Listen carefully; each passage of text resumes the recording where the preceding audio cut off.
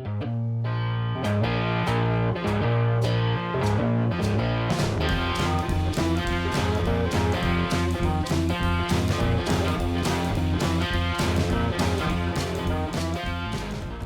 everybody, welcome back to Durbin's Bourbon. I'm Joe. And I'm Josh.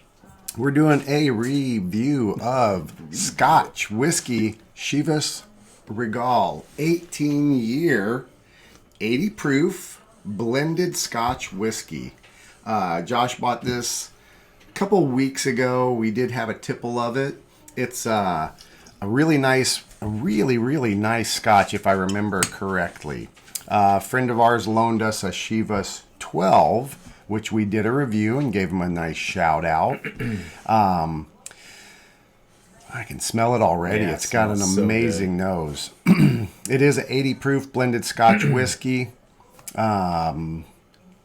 That's about it. It's pretty simple, pretty straightforward. The going price for it right now, it is on sale in our liquor stores for $62. Regular price you should expect to pay is around $70. Which isn't bad for an 18-year. No, I mean, that's a great price for an 18-year whiskey. And we were both pleasantly surprised with the 12-year that we got to try, because I've seen on the shelf forever, and for some reason, the Chivas Regal makes it sound kind of like a tequila. Right. I know this is stupid, but I was always like, I don't want to buy that. I don't know it. I don't. Yeah. I remember drinking it as a young man in my early 20s, just because you're partying and doing whatever you do. And actually, as a whiskey nerd now, I wasn't too sure about it. Right. So I was surprised by the 12-year. So the 18-year, man, it's a good nose. It has a great nose. Really, really great nose. A lot of honey. Yeah. And there's orange. There's orange zest. Some honey. A little earthiness to it, like a little green apple smell, maybe. Yeah, you can smell that malt. Yes. That's really dominant in there. Good color. You know, it's 18 years, and I don't know if they do any caramel coloring or anything like that, but it does have a nice color for 18 years. For 18 Probably years? not. Yeah, I would say there's no caramel color, but who knows? I mean, they could. If they are, they're putting a pretty small amount because it's somewhat light, Right. and an 18-year color would be pretty consistent. And it's a blended Scotch, so you have a little bit of the varieties that are all going in there. Maybe a little bit of Islay Scotches and Highlands and Spaysides and all of those. So the blenders, that's where they make the big bucks. I'm not getting much peat though. No, there isn't a lot of. If there is any, peat. I don't get any. It's right on the back. Great nose. Yeah. Very, very approachable. Very pleasant. A little butterscotch. Mm-hmm. Yeah, that's a good one.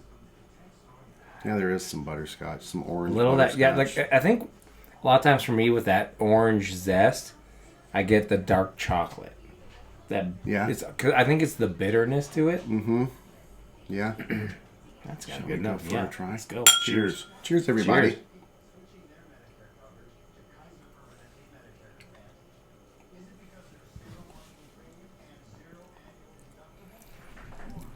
That's creamy, smooth. There's a real slight hint of tobacco. Yeah. Like sweet tobacco. Sweet, good chewing tobacco. Sweet tobacco, not bitter or. Yeah, I get. Now you say tobacco, I get. And there's some honey, citrus, that orange. Again, the orange peel, dark chocolatey.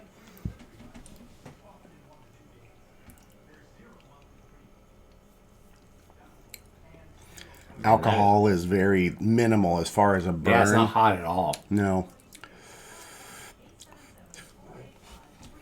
Well, that's nice. I'm getting there's earthy notes to the. It's the same with the nose. What's the? Not like a green grassy note. No, it's like almost like a raisin. Oh, okay. Like a golden raisin, maybe. Yeah. Not like your. Yeah. I add a little bit of water to mine, just a splash of water. It didn't subdue the nose at all. There's still orange. I'm getting, for some reason, a lot of raisin. Not even golden raisin. Like just raisin in general. Just sunshine raisins. Are they dancing? They're dancing in the mouth. There you go. Water didn't hurt it a bit. No, I'm sure. Made the nose smooth. All the same characteristics that were there prior to adding water are still there. All we're doing is dropping the proof a little. I think that's well worth the price, I'd say. For an 18-year age statement. Ooh. The water sweetened it. I don't want to try. The water actually brought out a chocolate note more prevalent than it did before. Wow. I get a lot of chocolate. I bet you get more. I enjoyed it with I enjoyed it without and with the water, but it brought that sweet characteristic forward. Did it do? See, I get mine. It made for me more bitter dark chocolate. Really? That's Are you getting like a sweeter, like a milk chocolate?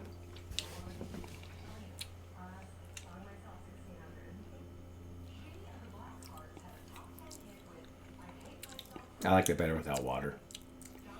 There's a bitter note in there with the water, but my second taste after the water was not, it didn't seem as sweet as the first. It's still not bad. I like it better without water. I'm gonna put my stamp on that. Okay. I like it better without water. I thought it had more of a hardiness to it. Once I put the water in, all the little nuances I was picking up kind of dissipated into each other. Yeah. Water does tend, it can do that to a whiskey. And I can see that. It did soften, it rounded out those edges where you could differentiate that orange or the honey or the raisin or the... Yeah, that raisin flavor, which was really good to me. I mean, if you don't like raisins, it'd probably be like a different flavor to you, but I had that really... It's like almost like a fig, like that sugary dried fruit thing going on. So, or like berry, a figgy goodness. What is a grape? Is it a berry or a fruit? Fruit. Oh yeah, you would know. Produce guy. It's good. It's a great whiskey really for the I'm price. Glad I got it. Yeah, that's a really, really nice whiskey. Yep. Well worth the price. Price point with an 18-year Scotch. An 18-year whiskey in general, if you're paying $65 to $70, that's pretty low. That is. I mean, there's bourbons out there that are 15 years and you're paying $140. Like Lagavulin 16 is almost 100. Yeah, yeah. And that's a very good whiskey, right? You know, but I mean, for an 18-year Scotch, even it's a blended. If you don't like blended or something, but these people know what they're doing. So anytime something's blended now. Through our whiskey journey, the years, if you guys watch us, we're like, oh, they do know what they're doing, and they make a really good product. Correct. Yeah, blended whiskeys. It's not. I mean, it's a different animal than your single malts, but there's some exquisite whiskeys. And I had someone the other day ask me. Actually, they're like, "What do they blend it with?" I'm like, "Oh no, it's other whiskeys blended, like an 18-year with a 12." And they're like, "Oh, they thought it was blended with." Something. Okay. Do you know what I'm saying? Like orange juice or something like or whatever. Like a screwdriver. Yeah, or whatever. So a blended whiskey, if you don't know and you're just watching this for the first time or something, it's blended with other whiskeys to make the flavor profile that they want. So. Right. And it will be whatever age statement is on the bottle is going to be the youngest whiskey in that bottle. Yeah, that could be a 25-year in there. 22 years, absolutely. Whatever. And there probably is because that's where they get those sweet spots, and the premium price goes up when you have a higher aged blended whiskey. Correct. So, a win from us. Yeah, both of us are really a thumbs good. up. We hope you've enjoyed this review, and we hope you're enjoying the show. Remember to give us a thumbs up and subscribe to this show if you like what you're seeing. We do put new videos out every Saturday. Occasionally, I may forget to publish it, but people are quick to remind them. They do. So then I do. Thank you, Fontaine. Let me know I missed Saturday, so I put it out a couple days later. So appreciate you, buddy, out there keeping us on tasks because it's easy to forget. Correct. With the busy life. With that, I guess we'll wrap this one up. You think, buddy? Yeah. Remember, as always, enjoy your whiskeys and bourbons. Any way you like. Cheers, everybody. Cheers, buddy.